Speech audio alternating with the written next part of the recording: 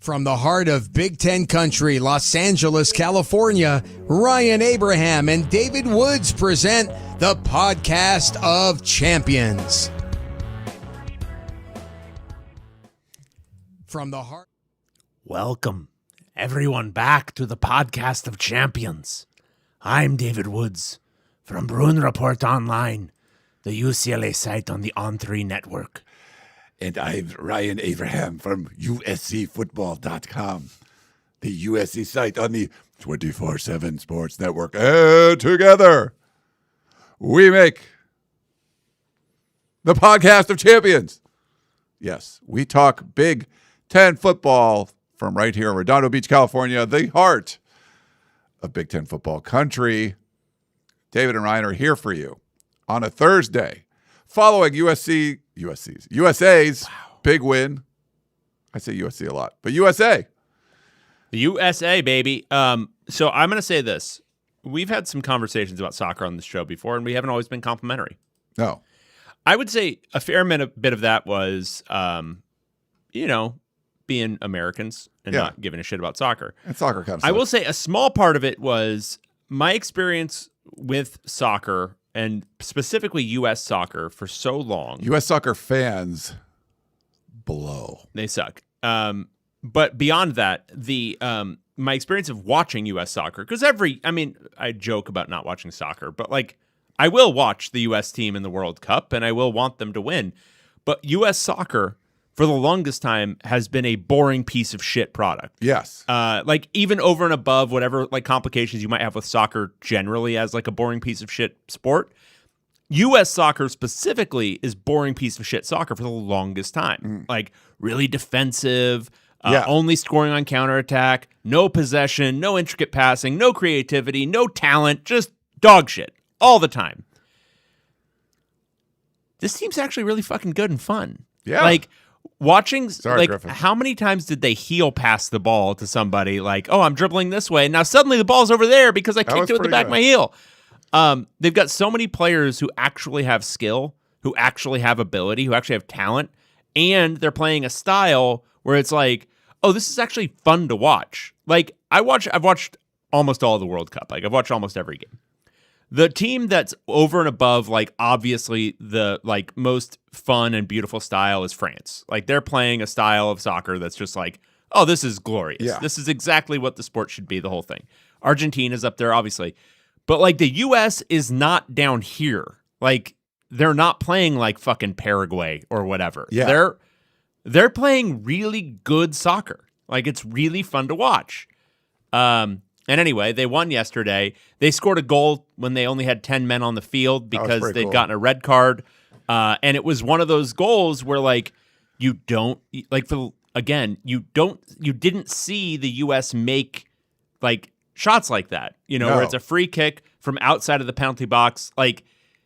That's hard to do. That requires a lot of what they call class, but it requires quality. a lot. It requires a lot of quality. You have to have that in your arsenal. That's the kind of thing that you see happen in the Premier League and all those kinds of things, but you don't see it happen as much with U.S. soccer.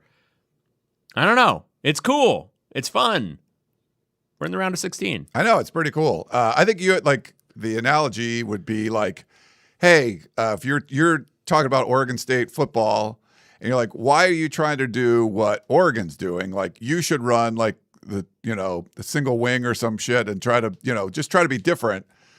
And I think for years we just tried to be you're saying Uruguay or whatever. We're acting like this defensive counter team, which is boring, and it's not going to.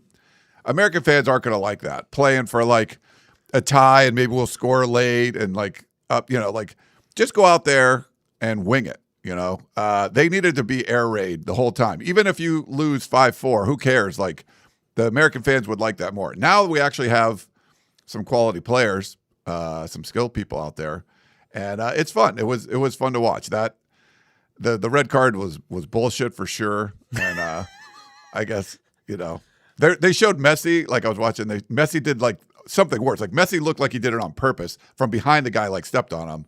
Where our dude wasn't even looking at the guy and happened to step on him. And he didn't get a yellow card. And then they review it and give him a red card, which is dumb. Messi did something worse and didn't even get a yellow card for it. So I don't know. Maybe we still can get that reversed, but it's fun. Like, it's fun to talk about.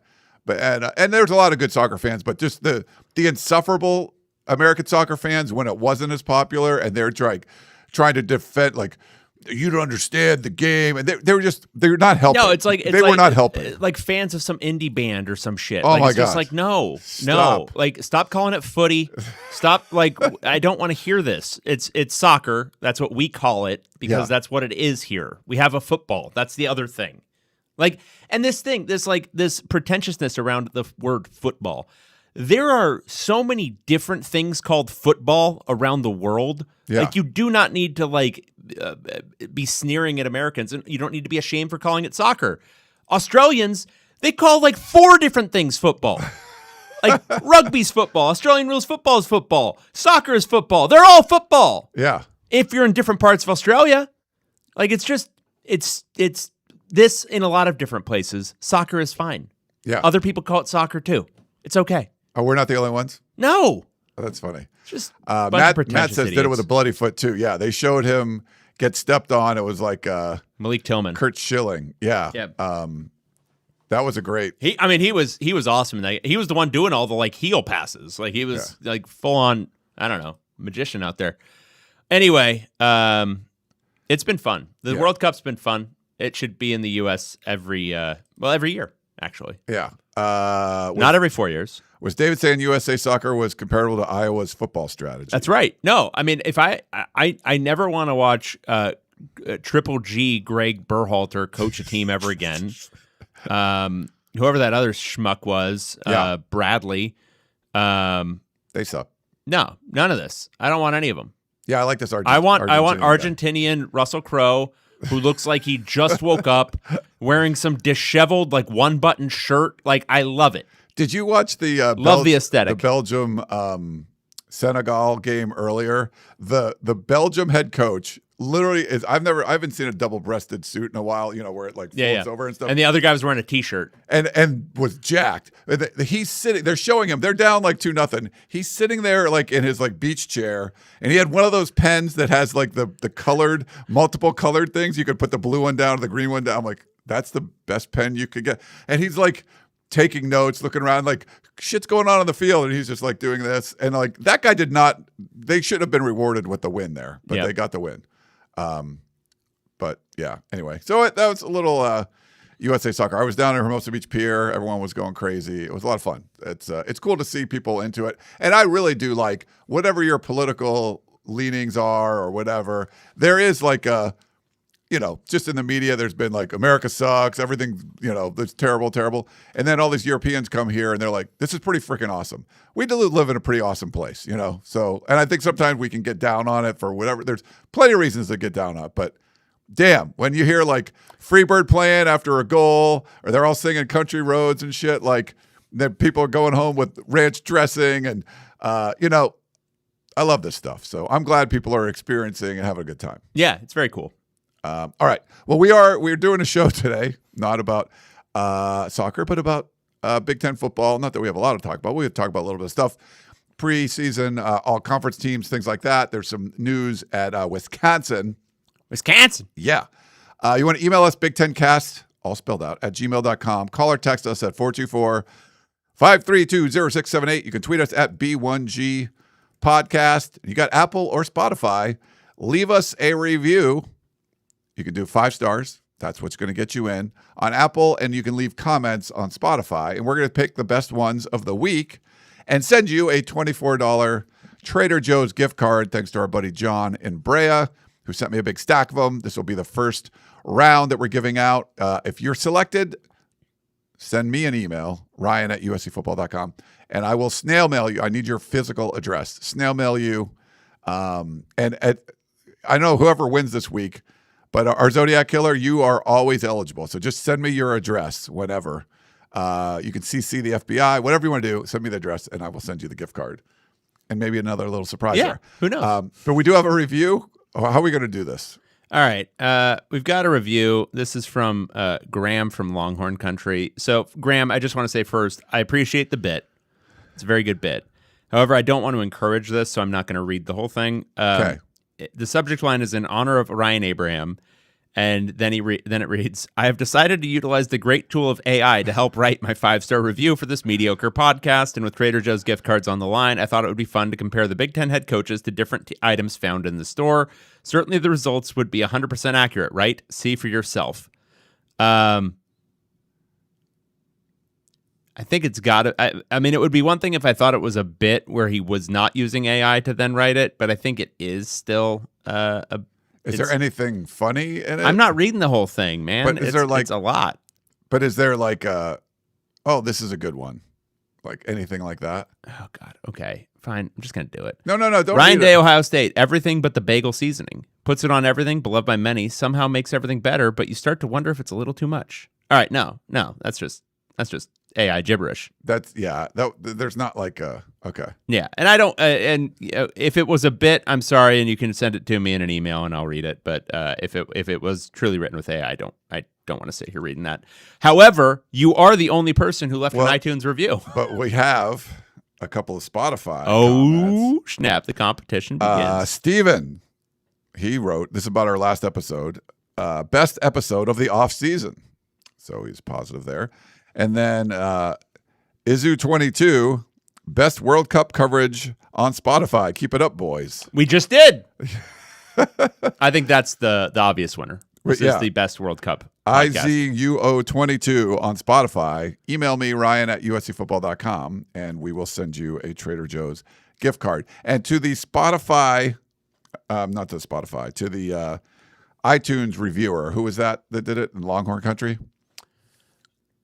Graham from Longhorn Country. I like the idea. Send us that email. If it wasn't AI. Right. But they do some editing. If it's you doing a bit and you were pretending to be AI, then it's my bad. Yeah. But if it was just AI generated, don't do that. I mean, look, I appreciate the bit because Ryan did do that to record a 20-minute section of this show at one point. It was a funny bit. It was something. But yeah, send it to and it's funny, we'll send you a gift card too. Correct. Awesome. Okay. That was cool. So we do have a little bit of breaking news. Wisconsin, they have made the hire official. Sean Eichhorst, who's from Wisconsin, bopped around different places. He is the new director of athletics for Wisconsin. Let me see. It's so he was the deputy athletic director for Texas since 2018. He was the chief operating officer for the football program, and he was also the AD at Nebraska, positions as AD for Nebraska and Miami. I think Ross Dellinger first broke this, but it was official Wednesday morning. If you remember, he succeeded former athletic director Chris McIntosh, who stepped down to take an administrative position in the Big Ten League office. I know we talked about that a little bit when that happened, but congrats to the Wisconsin Badgers. Can I read to you what Bo Pelini said about Sean Eichhorst after Eichhorst fired him? Oh, okay. Eichhorst. So Pelini questioned Eichhorst's integrity, and this is in a audio recording obtained by the Omaha World Herald from December 2nd, after Bo Pelini was fired. Oh, where he called him a quote fucking lawyer who makes policies, a quote total pussy, and a quote total cunt. Holy crap. In response, Nebraska claimed that Pelini had been fired in part for a quote a pattern of unprofessional, disrespectful behavior toward players, fans, and Nebraska employees. The one thing I will note is that Eichhorst fired Bo Pelini and replaced him with Mike Riley. What's interesting about that is I believe Bo Pelini was the last successful coach in any real way at Nebraska. No, because he was winning he was going 9-3, right? And they were like, this isn't good enough. And then they were never close to that again, if I'm not mistaken. Yeah, and then he was basically fired for Mike Riley sucking. Yeah.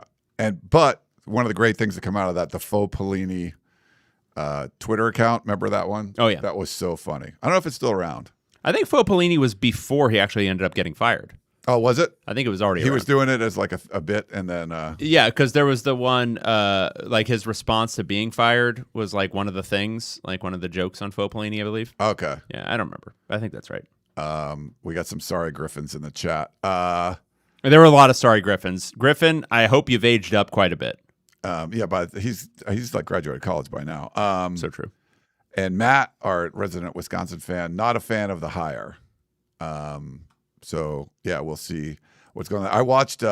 So I pulled up because I wanted to make sure I pronounce his name. So I just pulled up a video, and it was from like the Madison, like it was like Fox and Madison, like Channel 18 or something like that. I forget what it was, but it looked like one of my intern reporters like talking about.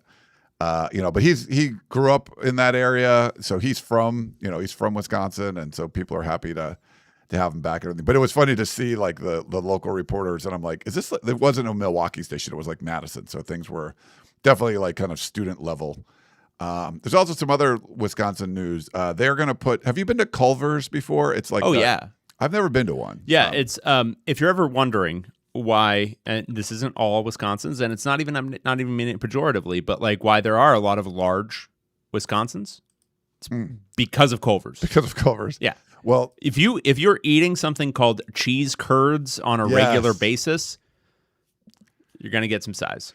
Yeah. Well, they're gonna the game day patches for jerseys and stuff are becoming a thing. Wisconsin announced that. So Culver's is, and that obviously fits perfectly. But game day patch for Wisconsin is going to be Culver. So cool. Hell yeah, buddy. Cool stuff there. Okay. So we wanted to talk about that. Athlon did put out their preseason all conference team for the Big Ten. I think there's like 4 teams or something. Is that what we got? Yeah. Anything. So looking at the first team, you got a bunch of Ohio State, Oregon, and Indiana guys. Couple of Iowa offensive linemen. Rutgers has a all-purpose guy in there. I don't know. What do you like? How do you want to do this? I don't know. You're the one that put this on there. I was not thinking of doing this, but you put it in the doc. I didn't put it in the doc. I did. I just try to put any sort of relevant Big Ten news in the doc. I look for stuff. I don't know. I mean, is Julian Sayin really that good? Is he going to be the first team quarterback in this league? I mean, he could be. Probably going to be the Indiana guy, right? The stupid guy who came in from TCU. Yeah. Right? Because it's Indiana. Yeah. It's not going to be Julian Sayin. But, so of the first team offense, you got Julian Sayin, Bo Jackson from Ohio State. You got Jeremiah Smith from Ohio State. You got 2 offensive linemen also from Ohio State. This feels like not enough Oregon. Like just looking at it, there's only 2 Oregon players on offense. Like, I don't know. Center and a tight end, yeah. Yeah, I don't know. Not enough Oregon. Defensively, there's a lot of Oregon. There's a lot of Oregon defensively. Some Michigan, some Maryland. No Ohio State first-team defense. I know, because they lost so many dudes. But, like, do some projection, guys. Probably one of those Ohio State players is going to be really good. Yeah. Because it's Ohio State. Real quick, do you remember the top 10 email Shane sent? Yeah. It was great. And John and Brea really wants to be part of that. So Shane, if you're paying attention. And John's, did I tell you like his, the stationery that he wrote on? It's like, It's got his name on it. Like, it's pretty fancy stuff. We got a good hookup here with our friends over at Trader Joe's. John is awesome. Now I blanked. That was, what were we talking about? You said something about Shane and then. Oh yeah. Shane. Okay. Emails. So, I was doing the podcast, the Peristyle podcast, the USC one the other day. And somebody in the chat, like always, like Signetti comes up, and somebody, I don't want to say made an excuse for like Riley, or was like, well, Signetti had, or it was something. And I was like, no, wait, stop. Like, no, this is not, Signetti did something that's, you can't really compare anybody to that, but you can't say, well, he succeeded because of this. And I read, and I forgot how long it was, but the number one, if you remember on Shane's email, number one was Signetti, where he compared it was like Botswana landing on the moon, you know, Right. and then you're like, well, but we did understand thermodynamics a little better. So like, Botswana landed on the fucking moon, you know? It's like, Yeah. so it's pretty funny. So RJ had not read that before. He's like, dude, this is amazing. I'm like, yeah, dude, Shane, we have some really good listeners. Shane's the already. best. Shane's the best. What I like about his top 10 list is I went back actually and reviewed a few of them because I never delete emails, and our old email still has all of the user emails. His top 10 lists have gotten like exponentially longer. Like the first one was tight, concise, and then it's just lengthy. This last one, I mean, how long was the read? 18 minutes? It was a long read, yeah. I would read it again. I would read it again every day. Yeah. It's a beautiful thing. Exploring, we said, where are the USC and UCLA players? Yeah, there's not a lot that we're getting to. If you go to the second team, a bunch of Oregon guys on offense, including Dante Moore, so they have him as like the second best quarterback. Jordan Davison, the running back from there. USC has a guy, Wayman Jordan. I don't see any UCLA guys on here. You got Minnesota, you got Northwestern. When it comes to the linemen, you know. Only 9 unique teams are featured on the first team or second team offense. That's pretty crazy. Yeah. And USC only has like one of them.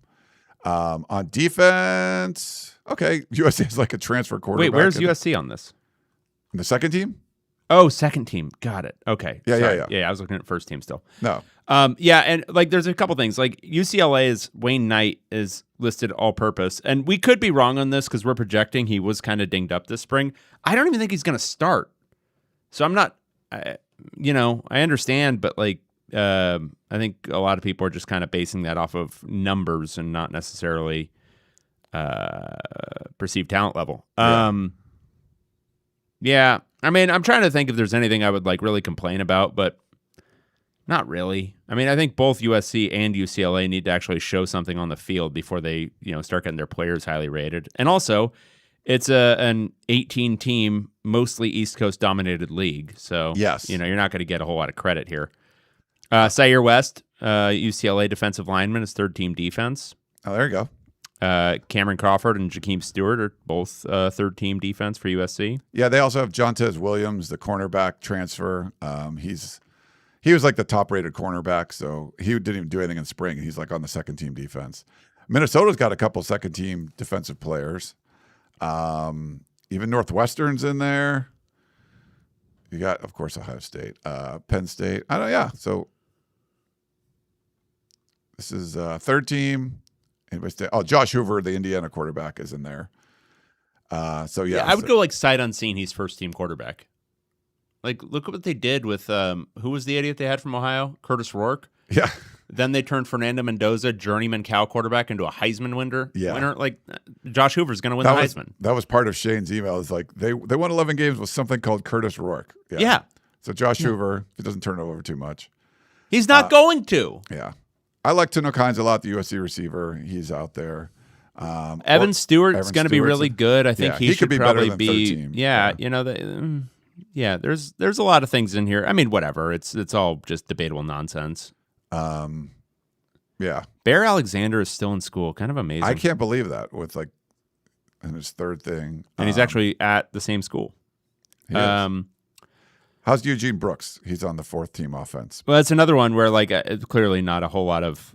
They clearly weren't reading our practice reports because Eugene Brooks, we're not even sure he's going to start this year. That's funny that like there's not many UCLA guys on here, and two of them that are. You're like, I don't know if they're going to start. Well, Eugene Brooks, I like him a lot. I'm not sure he's like a big guard, like a really big guard. He's like probably like 330, 340, something like that.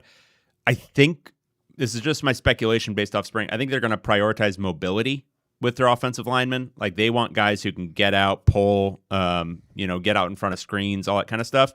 And I don't know if Brooks is like a great fit for that. So we'll see. And they also brought a couple of guard types over from JMU that they might want to start. But anyway, that's all, stuff. The other ones, Sammy Amosigo, just to get my UCLA stuff out of the way, Sammy Amosigo and Roderick Pleasant on the fourth team defense. I buy that. Those Sammy Amosigo, I think, is going to be really good, and Roderick Pleasant. I think he's better than fourth team, but we'll see. He transferred from Oregon, right? Yeah, and he was a stud last year. He got hurt towards the end of the year, but he was that much mythologized shutdown corner for UCLA. Yeah, I covered him at the Poly Bowl.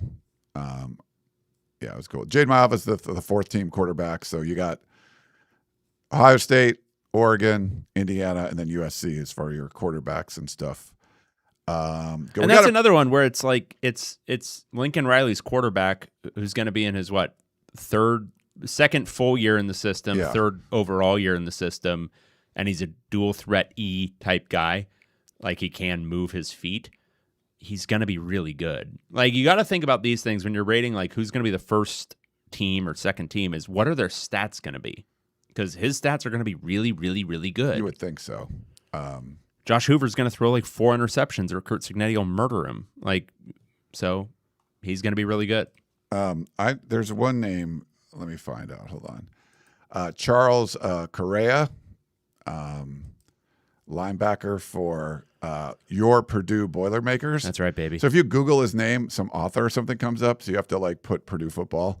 He's on this team. He's with like he's got to be amazing to make as a Purdue player. As a Purdue player, like come on. He's from Hawaii. Nice. He was all Big Ten honorable mention as a sophomore last year. So he started all 12 games. So he's there. So okay. So he's the best player in the conference. His picture, like his headshot, he had like big scratches and stuff here. Like usually this is like off season. He's still fighting. I know that guy's got to be. He's gonna be MVP of the league. Is what I'm telling you. Right. A Purdue guy making this preseason list. You got to be pretty studly to do that. Yeah, for sure. Okay, let's see. What else did we have today? Let's see. Athlon forgot half the conference exists from Matt. Yeah, but who needs half the conference? There's, to be fair, oh, sorry, this is the wrong one. Came up. There's 18 teams in this conference. Did you know that? I don't know if we've covered that. Are you sure? Yeah. Have you counted them? Have they multiplied? It's yes. There's been way. Is the Big Ten performing mitosis? Yeah, fun. I did get an email. You got an email from Big Ten. Live and breathe. We talked about Big Ten Media Days being late July, which is now this month. I can't believe it's July 2nd. The day we're recording this. Yeah, if I got an email from the folks over at Northwestern, because the Big Ten Media Days are in Chicago. It's where Northwestern is. They're going to do tours of Ryan Field. I think it's the day before Media Day. So I'll take a look and make sure. But they offered up a tour. Would you want to go, David? Or you're UCLA's the second day, so you're going the day before? I haven't booked my travel yet. I have a hotel for the night before. So, I mean, I could show up in time for that. Wait, when is it? This is going to be like the Monday then? I got to look. I'll see. It might be the Monday. You're not going there that day. I'm not doing that. All right. Are you doing that? I'm flying the day before, and USC's the first day. But I don't know if I'm going to get there in time for this. I don't go to stadiums when football is being played there. Why would I go for a tour? Yeah, that'd be kind of cool to see. You know what I didn't do? So the spring game, they had a free offer to come check out the like suites or whatever, the newly installed boxes, and I had to go to the spring game. I had to go watch it at the Rose Bowl. Did I show up the hour early to take the little stadium tour? No. Wear a little hard hat, take a little picture? No, I didn't, Ryan. So you certainly wouldn't go a day early. Absolutely not. Dude, I booked the flights for me and RJ. Not cheap. Like, flights are expensive. Can I ask a question? I know this is disruptive to your business model. Why are two of you going? I know why one of you might go, but why are two of you going? Well, I like being the boss, and I don't want to do all the grunt work. But there isn't that much work. There's work. Come on. But we can do a show from there. It's a lot easier. It's just, Yeah, but you could do a show from there where you just talk to somebody on the little computer screen. Yeah, I could. I'm old school. I want to be there. You want to talk to people, schmooze a little. RJ's got to work. I'll go schmooze. Jesus. I mean, I'm going to work too, but Mesro, I just finished my burger and sat down. It wasn't Culver's, but it was good. East Coast audience in the house. Well, thank you. Hell yeah. For joining. Where was it? Yeah. Don't leave us on a cliffhanger. I know. But okay, so you're not unless it was McDonald's. I don't know if I do the Ryan Field tour, everybody, I will let you know. It would be basically for the show, so I could let you guys know. Great. What was going on there? There was also some really big news yesterday. Let me see if we have any. Do I have anything? Hold on. Pac-12 Roundup. Does that bring back memories? I miss it. I miss it so much. Our friends over at Oregon State Beavers. and Washington State Cougars. what should we give them this one? Washington State Cougars. Yeah, the new Pac-12 That's right, baby. formed yesterday. Rising from the ashes. They kept it together. I mean, they made something. I miss it, man. I do miss it too. We talked about it a little bit. UCLA and USC, you suck, dudes. I met, so I actually met RJ out last night after the game. He was at a different bar with one of his high school buddies who was a swimmer at Duke. And it's funny that now they're like in the same conference, Duke and RJ with Stanford, and we were just kind of talking about that stuff and bagging on Cal and all the stuff, RJ likes to do. But yeah, that was just fun when those teams were all in the same conference, and now they're not. Yeah. But they got their new thing going. Gonzaga's in there. Boise State. Where's the Bison? They went to the Mountain West, right? Yeah. Okay. North Dakota State. Yeah. Weird one. It's weird. Super weird. And one last thing I want to get to. Your friends, they're my friends, but they're part of your network.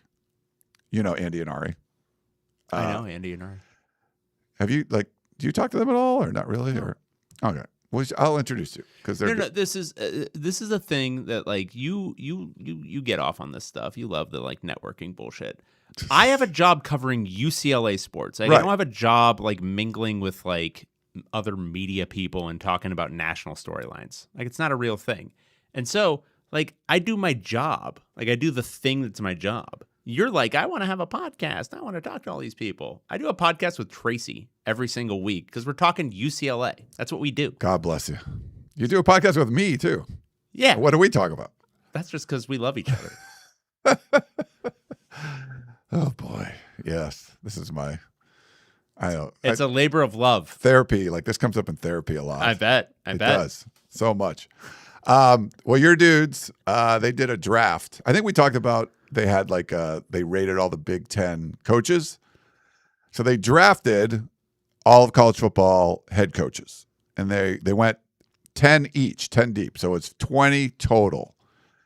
How many Big Ten coaches do you think were in their top 20? This is before I've counted them. All right, let me do it. So top 20, just best coaches. Is that what we're doing? The best. Yeah, they drafted who their hang on. Their current college football they drafted the current college football coaches. 1, 2, 3, 4, 5. I'm gonna go with 7. Oh, okay. You're close. They had 6. They did talk about a 7th, and it didn't make the cut. But Andy was very much. He has 5 of his 10 are Big Ten coaches, and Ari only has 1. So if you want to send your hate anywhere, but the first pick overall, who do you think it was? I'll give you a hint. He knows the score. Oh, yeah, duh. He gets the women. Signetti kills. So obviously. And Ari let Andy pick first. He took him, and then Ari went with Kirby Smart, which kind of makes sense. But Andy followed up with Ryan Day. I hate that pick, but I knew they were going to have it in there. Probably, yeah. Then Marcus Freeman for Ari. Sark for Andy. Hate that pick. And then Mario Cristobal. Hate that pick. For Ari. Dan Lanning for Good Andy. pick. So Ari was going to pick Dan Lanning or Mario. So Dan Lanning. So that's the 3rd Big Ten coach off the board there. Lane Kiffin for Ari. I don't hate it as much as Sark. He should be higher than Sark. This will be interesting for you. Next, Andy goes with Kyle Whittingham. I like that. I like it too. And Ari goes with Mike Elko. I think he's done a good job. Sure. There at A&M, made the playoffs and stuff. Kalen DeBoer, former Pac-12 coach. I don't hate it. Number 6. I don't think he's a fit at Alabama, but I don't hate it. And then Kalani Sitake for Ari. That's fine. Over That's a good BYU. pick. James Franklin, former Big Ten Hate it. coach. Hate the pick. That's kind of high for me. And then Dabo Sweeney. Hate it. So as far as like drafting current coaches, like he's Nobody in their right mind would draft or hire Dabo Sweeney right now. right, but he does have 2 national championships. So there's like No, that's just resume pick though. That's like he is not designed for this era at all in any way. Andy went with Rhett Lashley from SMU. Whatever. And then this is the only Big Ten pick for Ari, Matt Campbell. I don't hate it. Yeah, so I think he should be up there. Former Pac-12 coach Kenny Dillingham for Andy. Love it. Good pick. And then Josh Heupel, weird one, for Tennessee. Hate it. Stupid pick. Andy's last pick was Kirk Ferentz.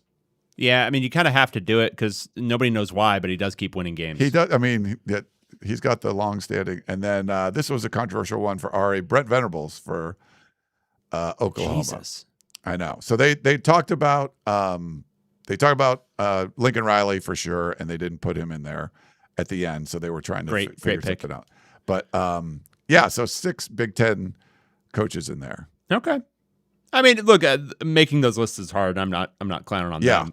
It's just I disagree with a few of them, but I think it's hard when you're doing stuff like that. How much do you weight resume versus like literally if you were starting a team tomorrow, who do you hire? Yeah. And I think you got to keep that in mind because Dabo would be among the worst hires you could make if you were hiring a guy right now. Yeah, like he could be gone. He's one of the few football coaches who I could see actually, like, Saban retired at a normal time. He's one of the guys who I could see doing the college basketball thing where he's like, no, I'm done. I'm out. I'm just gonna go talk on TV now. Okay. Or preach. Hold on. We have some. Oh, let's see. Asia Wolf said you're committing to a Peristyle podcast from Chicago. Yeah, we're going to do a podcast for sure if I'm going all that way. And then Angry Gravy, can I get Dave's thoughts on, what is that? Balogun's red card? Balogun. Balogun's red card. Oh, yeah. We kind of talked about the beginning. I thought it was bullshit. I don't know. What do you think? I think if it had been called in the normal scope of play, it's a red card. Like you're not supposed to have your studs up or whatever it is. You're not supposed to step on somebody's heel. It wasn't called in the normal run of play, and it wasn't like if you're going to do a VAR review, it's got to be something like I missed the play. Zidane headbutted that dude. Yes, he did it viciously. It was a malicious act. It was serious. The whole thing.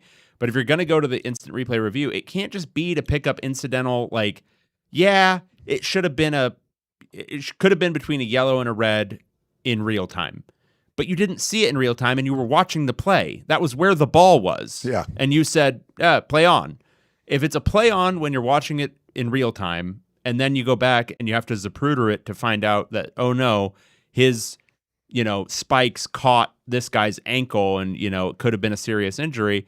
Yeah, well, accidents do happen, and you missed it. Give him a yellow if you want to, I guess, on review, but like, I don't know. I thought that was my problem with it. But I will say that is a red card. Like that is a legitimate red card if it's called in real time. Like that would have been a fair call. Accidents happen, but also they're trying to take that part out of the game, and I get it. Gotcha. The other piece is this has happened, and this is inconsistency of officiating, which is a problem in all sports. But this happened in the Messi, as you mentioned earlier, where he did the same thing and it was nothing. Yeah. I don't even know if they reviewed it, but it was nothing. Right. And it looked more like he was looking at the guy where Balogun wasn't even looking at him. He was just trying to like make a play on the ball or whatever. Yeah. It wasn't intentional.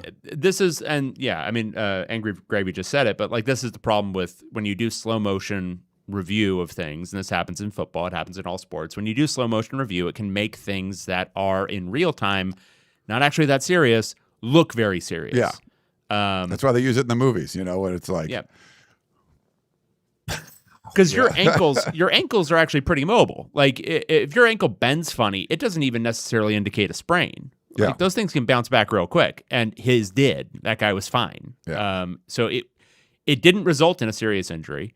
It was clearly an accident, and it didn't look serious enough in real time for you to call anything. So that's a play on or a yellow card or whatever, but it's not It should not have resulted in a disqualification. Mesereau said it was a homemade burger, $75.25 from Costco. Awesome. Top tip: wasabi on your burger. Absolutely, baby. Interesting. What are you doing on the 4th? I am going to a house in La Quinta, out by Palm Springs. Nice. I'm gonna hang out with some friends. I love it. Yeah. I love going out there. I decided to do it's our 250th birthday, right? Yeah. Big one. I do remember the 200. Like when I was a kid, they painted the fire hydrants like red, white, and blue and stuff for the bicentennial. What's 250? What do they call that? Dude, I don't know. Bicentennial is 200. I don't know what the 250 was, but I do remember that as a kid because I was 5 years old or something. By half centennial? But maybe something like that. I'm pulling out the deep fryer, David. It's American. I'm going to deep fry some stuff. I'm going to deep fry a turkey in my driveway. So I'm going to just have people come over. Deep fried turkey. Some of the halibut I caught. Some of it was caught in Canada, so maybe I have American caught halibut and some Canadian ones, so I'll just use only the American caught halibut. And I'm going to beer batter those and deep fry those.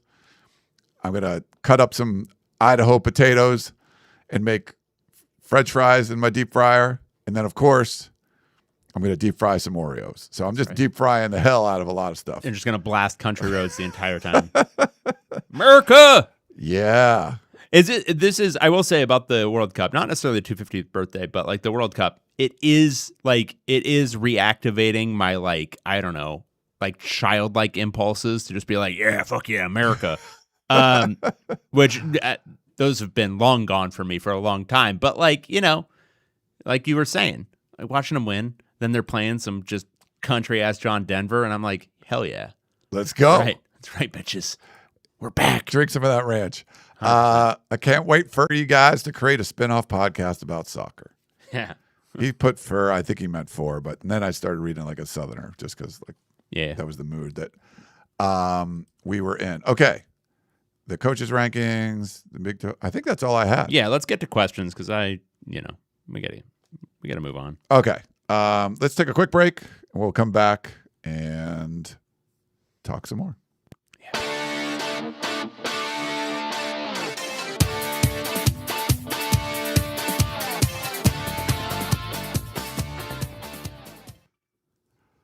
All righty, we're back here on the podcast of champions. We're talking Big Ten football. Yes, we talked a little bit of World Cup because we got to do that. And I don't know, David, do you have any action on the games? Because our friends over at MyBookie can hook you up. It's been a banner World Cup.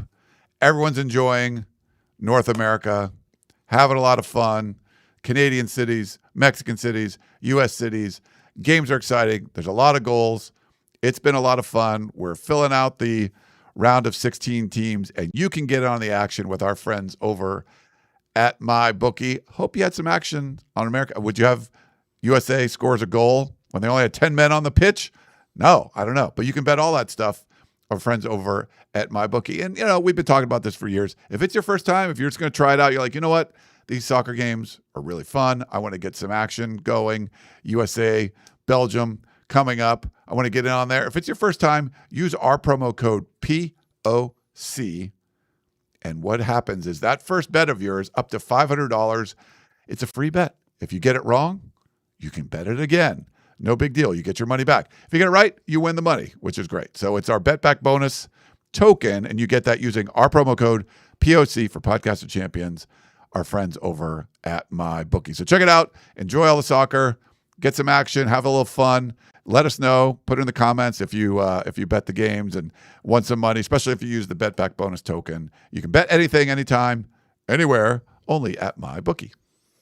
Ryan just commanded you to get some action. Get a little action. That's right, baby. Action. No, I don't have bets on any of the games. I'm just watching it for the love of the game. I don't know enough about soccer to bet on it, but I would play around a little bit. Maybe I will, just to for fun. Go nuts with the round of 16. Treat it like the NCAA tournament. Ooh, yeah. So that was our first win in a knockout game since 2000. The only one. We had one. 2002 was the only other year we did that. We beat Mexico, I think, 2-0. Yeah, we beat our hated rivals. Mexico's doing well. Canada's doing well. All three hosts have made the round of 16. Which is pretty cool. And this is expanded this year. So usually the knockout round started with 16. So now we're sort of like where we were before. I think it would be a big deal to beat Belgium. I think we're going to be a slight favorite. We'll have to see how they bake in Balogun being out, but yeah, should be a slight favorite. Yeah. All right, good stuff. I think we had a question in the chat I can pull up, and then I think we have a couple emails too. Let me pull this one up from the chat. Question: can you compare every Big Ten team to a World Cup team? Why isn't USC Brazil talent team who underachieved, and why isn't Minnesota Ecuador a team that was awesome in the 30s? Yeah, this is a great question. I'm going to kick it to next week. Maybe we can do that one next week. And Eddie, love you. Just give us some examples of that. I mean, USC and Brazil, maybe that's a good one. For all Big Ten. Yeah, I like it. Okay. El Gordo Flacco says, I wouldn't mind hearing David host a podcast called Sports and Socialism. That was this podcast for about 7 years. Well, I wasn't putting up with some of that stuff, but your thoughts for sure. You love them. No, I like talking stuff with you. I like, it's reasonable conversations and stuff. Okay. Oh, ATS. For those of us coming to your house on the 4th, which of your homes are we going to? My Hermosa Beach home. Yes. Which of your many homes? I have 2. I don't have. But one out in the Palm. You could have stayed at my place out in Palm Springs. It's so true. I should have. Would you guys do it? You have a pool? Oh yeah, pool, hot tub, big pool, big good pool. It's a very good pool. All right, I like it. Would you guys get an Airbnb or something? Or no, my friend's family has a house out there. Oh, nice. Yeah. Well, if things go sideways, let's go. La Quinta, Let's go. I'm in Cathedral City, so it's a little closer to Palm Springs. So you're probably half hour from a little further and stuff. That's right. Speaking of America, we got an email from Kevin. Any book or documentary recommendations to help get a better understanding of America and celebrate the 250th 4th of July? Damn. God. Well, there's lots. I'm trying to look at my bookshelf if I got something. Oh, there's lots of good stuff. I mean, I think like broad histories, it's hard because there's a lot to it.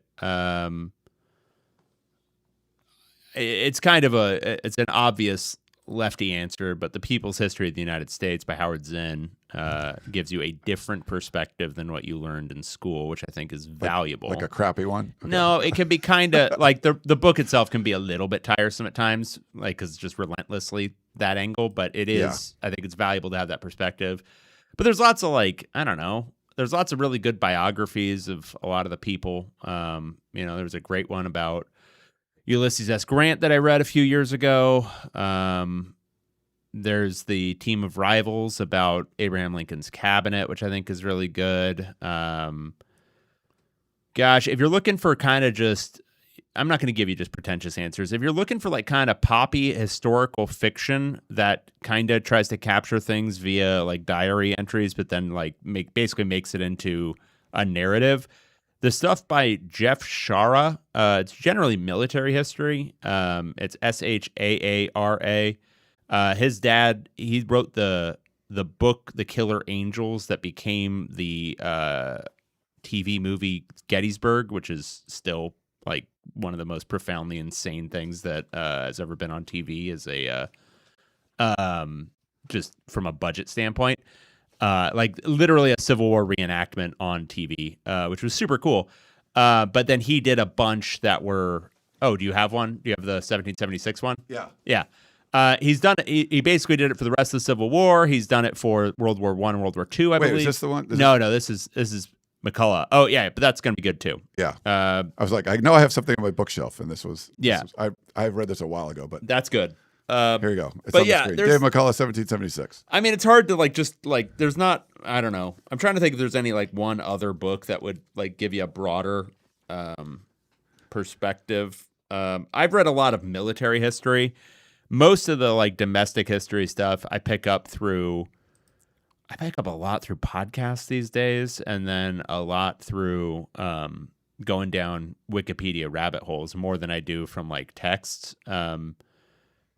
You form a base of history from like school, and then you learn stuff as you go. Like, for example, like one of the most nefarious bits of California history and American history is the eugenics movement from, call it, late 1800s through the mid 1900s, which you do not and will not learn about in school. But it full on informed like Hitler. Like it full on informed like a lot of his ideas and thoughts about race science.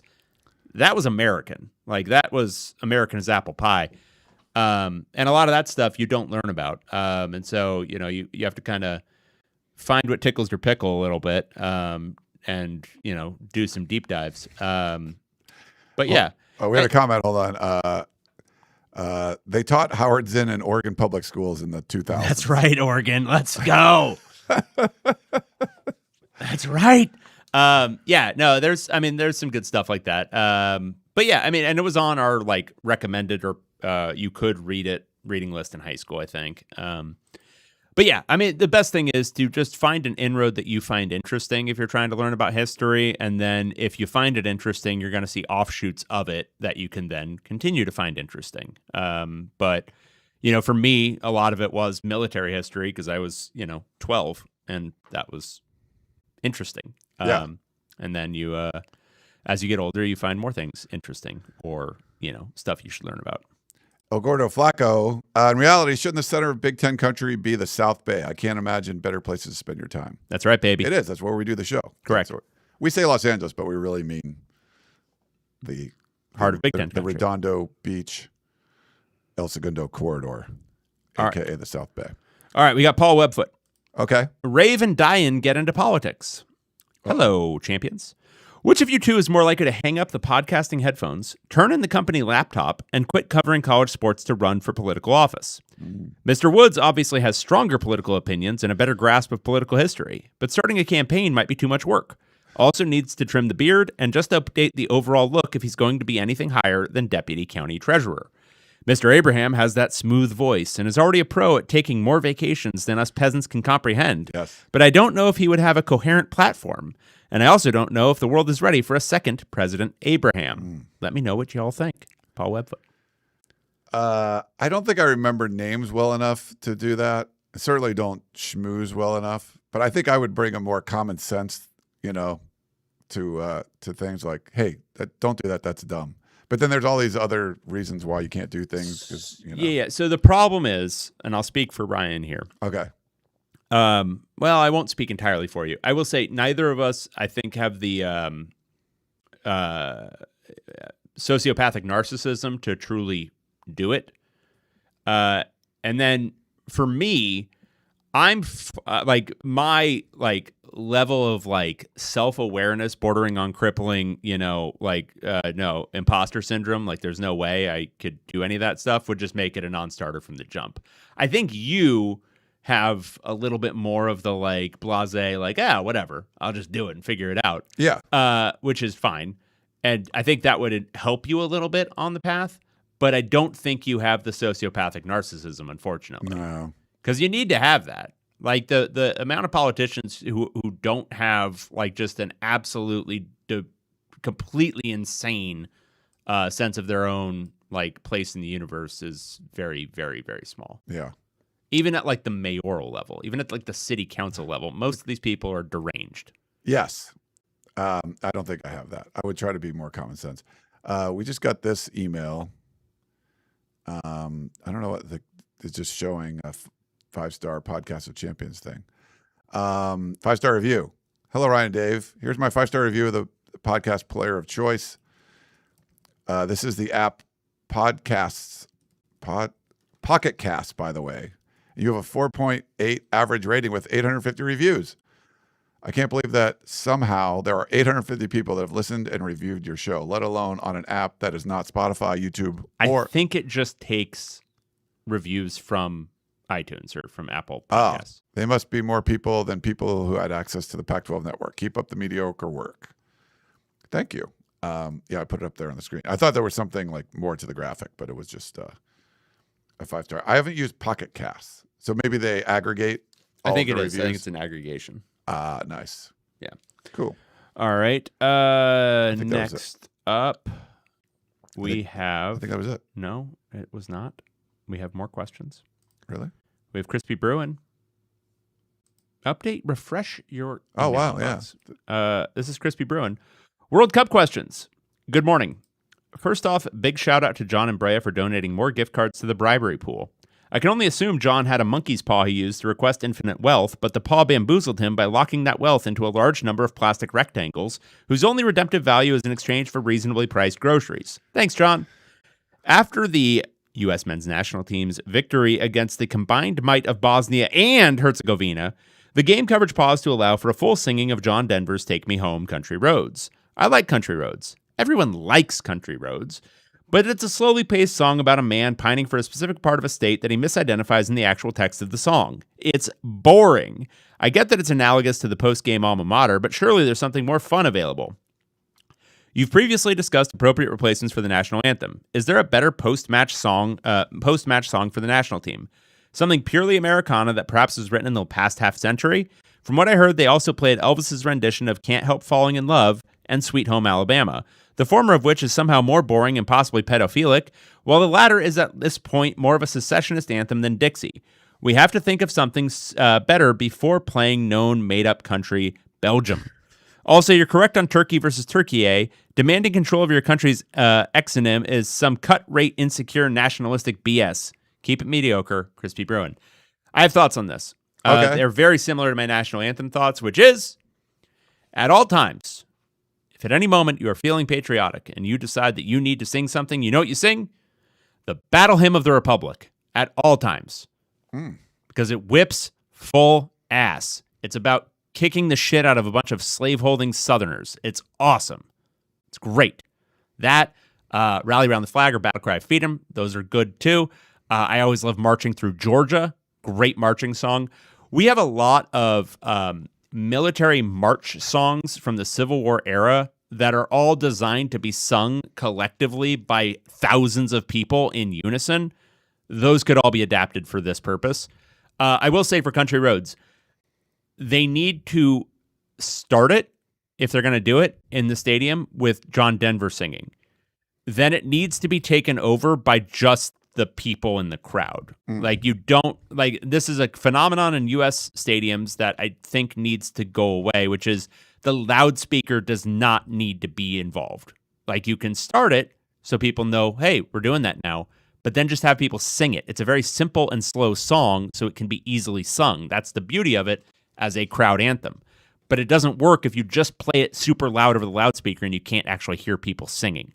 The cool part is hearing 70,000 people belting out John Denver. Like, that's cool. It's not cool if it's, blasting over the loudspeaker like it was after, the game yesterday. Right.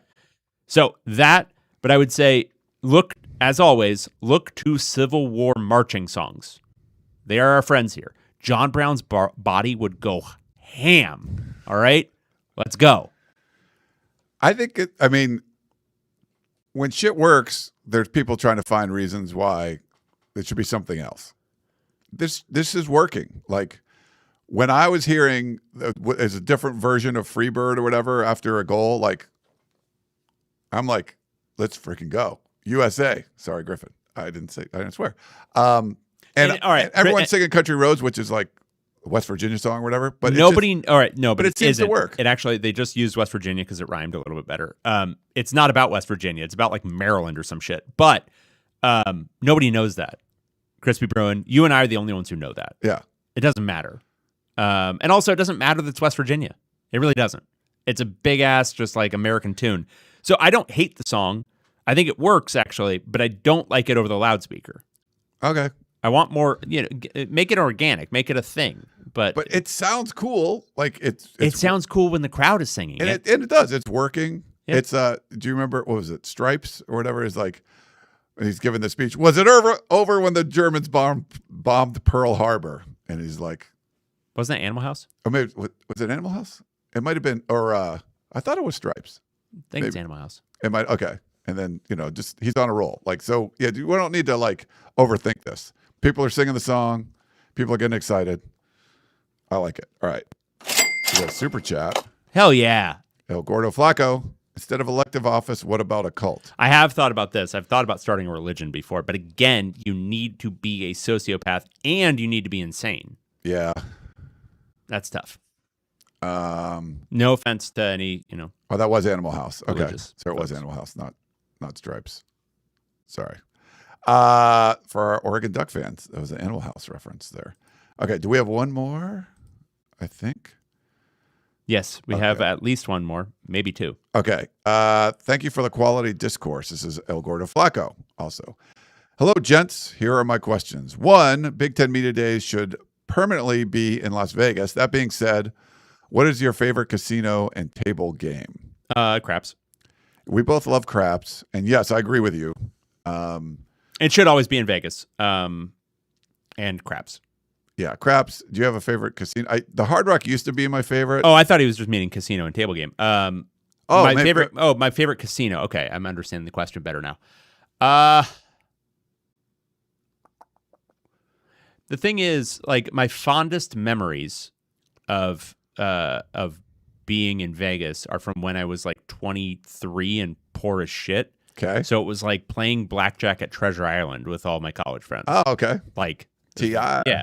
And like, I'm using the word memories very loosely here because one thing that was very true then was that drinking to excess was more of the order and the rule of the day than the exception.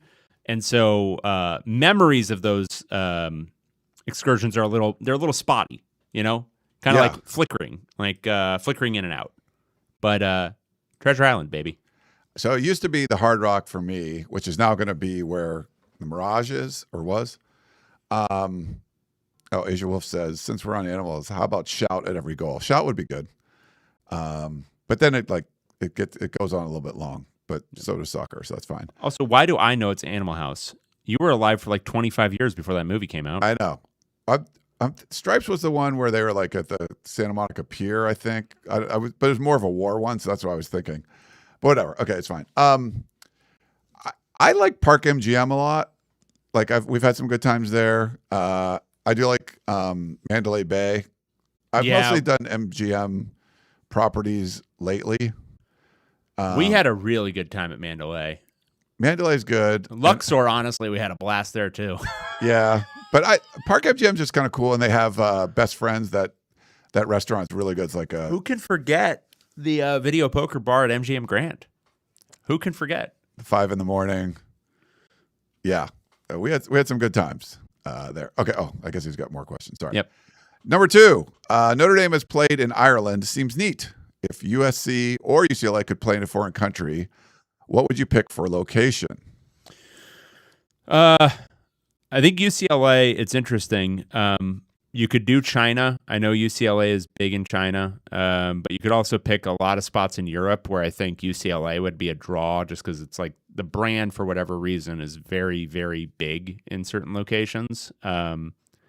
If you're talking about just for like my travel purposes, play a game in Greece, dudes. Let's go. Greece would be good. How about like French Polynesia, Sure, yeah. That'd be good. Let's play go. a game in Tahiti, please. Bora Bora. Let's do that. I think for USC, you'd probably have to pick like Italy, go Rome, Colosseum stuff. But knowing they would just pick London. They would just play it in London. Probably, yeah. 3, but let's do French Polynesia. Yeah. Like Cabo. That's quick. We go down to Cabo. With NIL and the widening gaps between the haves and the have-nots, at what point do most people lose interest because college football has lost its fun? Thanks, guys. El Gordo Flaco. I don't know. I don't think it's gonna happen until something again drastic happens. I think people are pretty adaptable, and I think they've adapted fairly well to this new era. And I will say the games are still very popular and all this kind of stuff. It's only once more teams are cut out than just whatever you want to call it, Oregon State and Washington State. Once more of the teams that have grown used to being part of the haves are ushered into the ranks of the have-nots. First they came for the Oregon States and the Washington States, and I said nothing. And then they came for, and who's going to be next? Rutgers, Maryland, whatever, half of the Big 12, half the ACC, and they're not going to be in there. Well, is that the point at which the popularity drops enough that people actually start to notice? I don't know. The thing is, I think the decision makers at calling them decision makers is really silly because it posits that there are actually people in charge of this, and there aren't. But the people who keep making these terrible decisions in their own like little silos, and then it extrapolates outward, I think they have a thought that the popularity of college sports is somehow a same type of thing as the popularity of the NFL or the NBA, where, if I'm a fan of the NBA, I will just watch the NBA game. Or if I'm a fan of the NFL, I will just watch the NFL game, whatever game is on.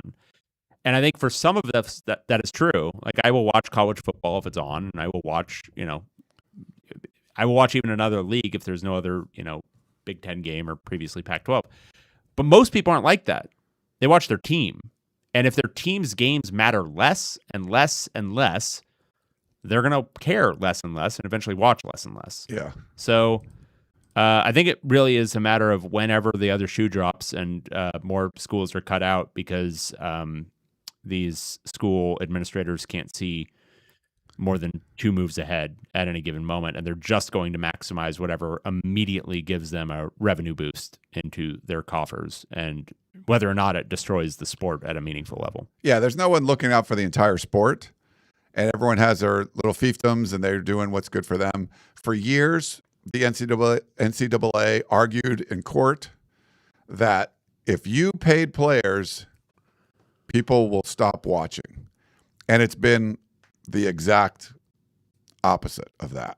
Like, it's made it more popular. I know for some, I would say people who are like predisposed to be traditional and all that kind of stuff, it maybe makes it a little bit less palatable. Maybe. Yes. But I think for the vast majority of people, it gives them another angle at which to follow this. And it gives them another, like, the offseason in college sports is just as active as in season. And I think that's something that we've learned in all these different sports. People like that. They love following that shit. So that's not a problem. The problem is if it stops mattering because your team isn't competing for the largest things. Yeah, that's because now you have 138 teams or whatever in the same group. That's just not going to last, and that's going to cut out portions of the fan base for sure. It's challenging because there are people that are diehard fans of whatever school they went to because that quarterback went to the same library I did and on his visit, and that's what he liked. And now it's more about, well, who's going to give you the biggest payday? And it's hard. It doesn't sit well with a lot of some of the diehard fans, and those are those are people that you need to stick around. The ratings haven't gone down. The ratings have been really good. But we could be losing some of those diehards that just loved what college athletics was, and it's just not that way anymore. But I think if we do go to Super League stuff and there are clear have and have nots where there's, Boise State's no longer even in the same group, that's going to hurt. I think that will definitely hurt the sport. So that's something I think we have to look out for. But remember, too, we were so top-heavy for a long time, and there was only certain schools. If you would have said 10 years ago, hey, Indiana's going to do this, you'd have been laughed out of the gym. Like, there's no one's going to believe that. Well, it can happen now. Can Vanderbilt win 10 games and be on the cusp of the playoffs? Can Indiana become a juggernaut where if we were talking relegation, what's the first program you would have said 3 years ago in the Big Ten? Like Indiana, Purdue. Like, now you have to say Indiana went from they would be one of the first teams cut if you were like chopping off the bottom to one of the tent poles of like holding up the conference. that's why, I mean, that's like, that wasn't possible before. So there are some good things that have happened in all this mess. And if you have your shit together, you can rise out of nowhere and become, a powerful figure in the sport. But I agree with you. If we're going to end up cutting, like, if Purdue doesn't figure out and do what Indiana did, and they're gone, there's still a lot of tradition there. There's still a lot of, aspects of it. We don't want to see those teams go away. 100%. All right. Is that it for us? I am. I think that's it. Done. I could tell when you're just like, yeah, I'm done. I could say something. I could have threw like a capitalism thing in there. See, capitalism works, and you would have. You're like, no, I got to go. No, I mean, I could get into a critique that like what we're doing right now is just like it's pure like free market right now, and like what we learn in like the world is that like you need to have you got to have a little bit. Yes, you got to have a little bit of regulation. Like you cannot have just nobody's got a cap. Everyone can do whatever they want. There's just nobody. Everyone's asleep at the switch. There's absolutely no governance. Like it's like the definition of like just pure anarchy. Yeah. And yes, it can lead to interesting and hilarious outcomes, like Indiana winning a national championship in football. But it also will lead to, if there's no change in the trajectory, it'll lead to a lot of schools no longer supporting championship contending, whatever you want to call it, athletics. Yeah. Because the money's crazy. Like, if you look at college basketball right now, this is just a small aside before we go. The rev share deal, the way it works, if you have football, is generally schools are doing something like 75% of rev share, $20.5 million, is going to football. And the rest is getting split out, most of it to men's basketball and the rest to everyone else. That's the way it's working most everywhere. But with schools that don't have football, they can still opt in for the full cut of rev share, but they don't have to support football. Yeah. Right?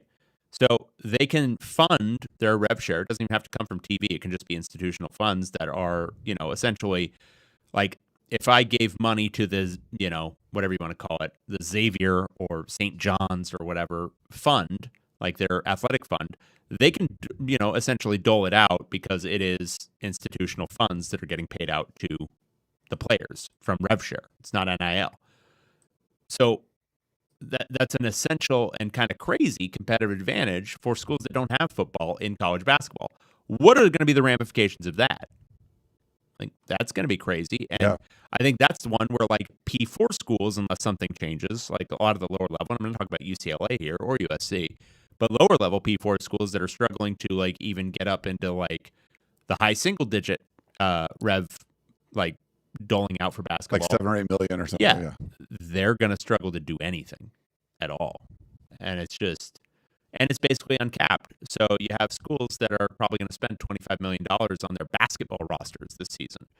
There are football schools that aren't spending more than 30 on their football rosters, and they're going to be spending 25 on their basketball rosters. So there's a whole bunch of crazy shit that needs to be fixed, and nobody's fixing it. All right, 'cause no one's in charge. Yep. It's kind of like our show. Woohoo! Except I'm in charge. Am I? No, I don't think so. We just do whatever. All right, well, that's going to wrap it up. For David Woods, I am Ryan Abraham. Hope you guys enjoyed the show, and we will talk to you next time. Goodbye.